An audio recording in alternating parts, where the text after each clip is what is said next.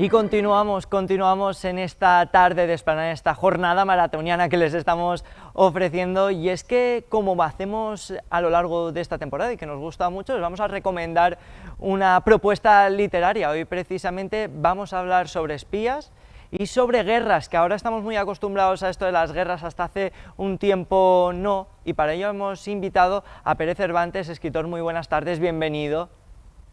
Hola Carlos, buenas tardes, ¿qué tal?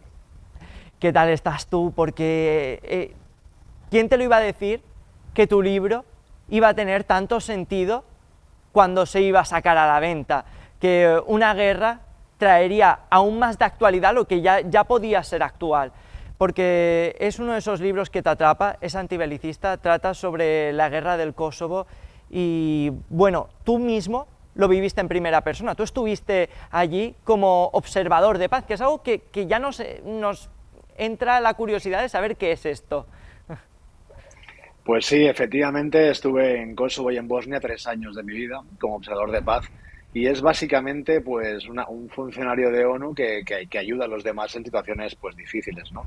También ayudamos a restaurar la seguridad, a restaurar el sistema judicial de un país, a reconstruirlo en definitiva. Y es verdad que cuando escribo y acabo esta novela, La espía de cristal y la entrega editorial, es en septiembre del 2021. Yo pienso que acabo de entregar una novela que habla de la última guerra de Europa. Y sin embargo, fíjate, ¿no? Resulta que fue la penúltima guerra de momento. ¿Quién nos lo iba a decir? Y precisamente en La espía de cristal los protagonistas no son observadores de paz, sino son espías, son periodistas. ¿En qué momento planteaste todo este entramado que conforma La espía de cristal? Pues en el momento que... A ver, piensa que yo hace 20 años, ¿no? Que marché de Bosnia, de último lugar, y no me dio por escribir esto hasta que no tuve la seguridad como escritor. Es mi séptima novela esta, y ya me vi con seguridad y con fuerza para afrontarla, ¿no? Cuando hablo de espías, no es que me apeteciera incluir espías en la novela, es que en Kosovo era un caldo de cultivo para espías. El Kosovo del año 99 podría ser la Casa Blanca de los años 40, ¿no? Yo conviví con espías, pero no me enteraba muy bien lo que hacían, y con el paso del tiempo y más documentación tomé conciencia de lo que pasaba, ¿no? El tema de reporteros de guerra es precisamente para mantener un poco la distancia entre la historia y mi experiencia personal, ¿no? No quería escribir una novela autobiográfica, quería escribir una novela de posguerra, que la gente tuviera y tomara conciencia de las consecuencias de una guerra a día de hoy, y de lo que olvidamos, ¿no? Cuando la prensa se marcha del lugar y queda totalmente abandonado a la escena del sitio. Cuando llego a Kosovo es la posguerra, es año 99, y sin embargo han pasado 20 años y todavía se están reconstruyendo. Totalmente, si es que además, si nos fijamos, todo lo que sucedía, no solo las cicatrices que quedan marcadas en la piel, las que no se ven, las que están de manera metafórica, sino el paro, toda esa crisis que deja, y una sensación en la población que se hereda incluso, ¿no? Ese miedo por volver a entrar a una guerra, esa incertidumbre, las mafias. Sí, es que es terrible. Yo que puedo dar fe de lo acontecido en los Balcanes, es terrible lo que dura y la huella que marque deja la guerra. Cuando, la pregunta de cuándo se termina una guerra no se termina hasta que el último superviviente de la misma muere, ¿no? La guerra les acompaña toda la vida. En esta novela hago mucho hincapié al uso de las De mujeres la como mujer. armas de guerra, ¿no? A todas esas violadas que hubieron en Kosovo, que fueron nada menos que 20.000 mujeres violadas, y mi protagonista, que es el centro de una historia de amor entre ella y un reportero de guerra español. Mi protagonista, Taibeh Shala, un albano-kosovar, es una víctima de esas violaciones, ¿no? Taibeh Shala, que es la que precisamente tras su desaparición lleva a que los dos periodistas españoles viajen hasta Kosovo, a que se adentren en su búsqueda, y es un momento también complicado para ellos porque reabren, ¿no?, de alguna manera esas heridas, abren ese cajón con los fantasmas del pasado, que supone volver de nuevo a un lugar que estaba en guerra y que 20 años después sigue removiéndoles, ¿no? Esto también podría pasarte a ti incluso si vuelves, ¿no?, a ese lugar. Sí, claro, hay que explicar que la novela se basa en dos tiempos, en dos voces temporales, una del año 99, donde conocemos cómo se conocieron en el conflicto Panko, el periodista, y Taibbi Shala, y luego el año 2019, que es el momento en que 20 años después desaparece Taibbi Shala, ¿no? Y Panko quiere retornar al lugar acompañado de su compañera fotógrafa Olga Balseis, la acompaña para descubrir qué ha pasado con Taibbi y sobre todo para responderse a la pregunta de si él que no deja, que no puede olvidarla, si ella piensa lo mismo o siente lo mismo respecto a él, ¿no? Respecto a mí, ¿qué pasaría si volviera? Yo iba a volver al año 2020, pero el COVID nos paralizó todos los proyectos que teníamos para volver ahí.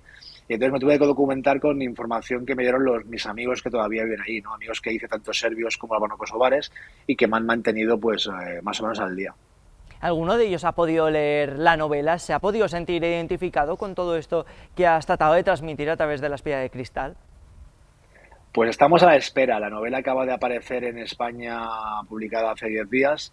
Mi anterior novela fue traducida al inglés, perdón, al alemán, holandés e italiano.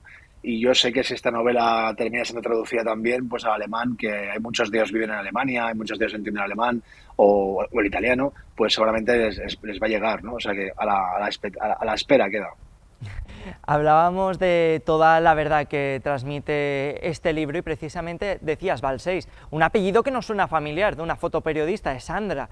Tiene algo que ver, es un homenaje que, claro, la elección yo imagino que no habrá sido cosa del azar.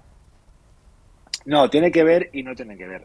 Tiene que ver en tanto en cuanto es un guiño de agradecimiento que yo le doy a esta periodista que no tengo el placer de conocer, pero sí su obra. He leído y me he comprado libros con sus fotografías y sus reportajes de los Balcanes y me han parecido de gran ayuda y de gran veracidad. Pero por otra parte, mi personaje Olga Balseis es una periodista de guerra dañada, herida por las guerras vividas, arrastra, como bien dices, fantasmas en sus maletas y no tiene nada que ver con Sandra Balseis, ¿no? Si tuvieras que definir esta obra, este libro, ¿cómo lo harías? ¿Es una novela de amor? ¿Es una novela de espías? Para alguien que no la haya leído y que quizás esté viendo la televisión y diga, ostras, a mí me interesa, ¿cómo lo venderías de alguna manera? ¿Cómo lo explicarías? Por encima de todo es una novela de amor en un contexto posbélico, lo cual le da unas características especiales a esa relación. Y después es una novela de personas heridas que no dejan de ser supervivientes cada uno en lo suyo, ¿no? Panko es un superviviente en toda guerra que ha asistido como reportero de guerra y Taibbi Shala es una superviviente de un conflicto que además de tocarla directamente, además de arrastrar consigo misma un trauma personal, pues va a seguir adelante, ¿no? Totalmente, totalmente. Ahora que estábamos hablando al inicio de la entrevista sobre Ucrania, sobre ese conflicto bélico que se ha desatado en Europa, que ha hecho que este sea el penúltimo conflicto, el que tratas en el libro, ¿cómo estás viendo desde la distancia todo lo que está sucediendo muy cerquita de aquí en Europa?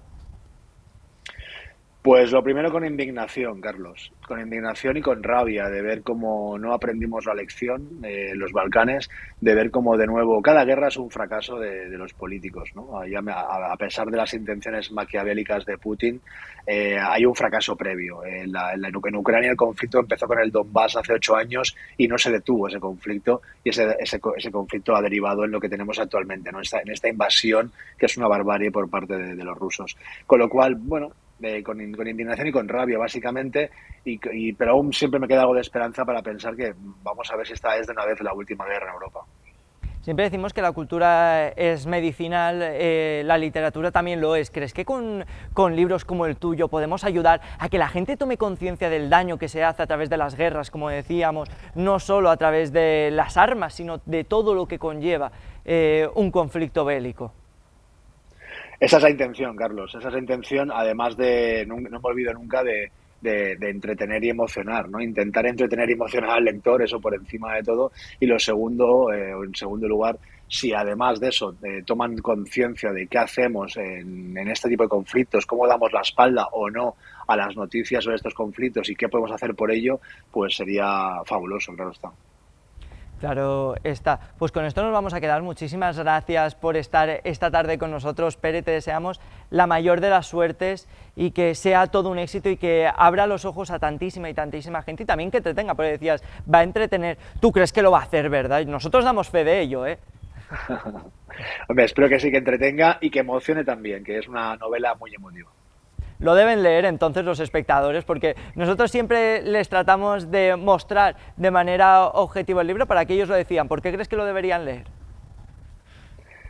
Deberían leer porque le va a pasar lo mismo que me pasó a mí en los Balcanes. Yo entré de una forma y salí siendo mejor persona. Creo que ese tipo de lecturas uno entra de manera distinta a la que sale tras leerlo. Y solo por eso vale la pena arriesgarse.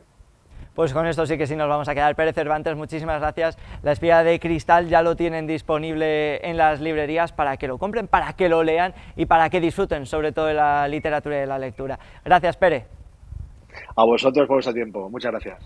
Nosotros vamos a continuar, señoras y señores, porque además vamos a escuchar música, pero en unos minutos, porque antes vamos a ir a hacer una pausita publicitaria.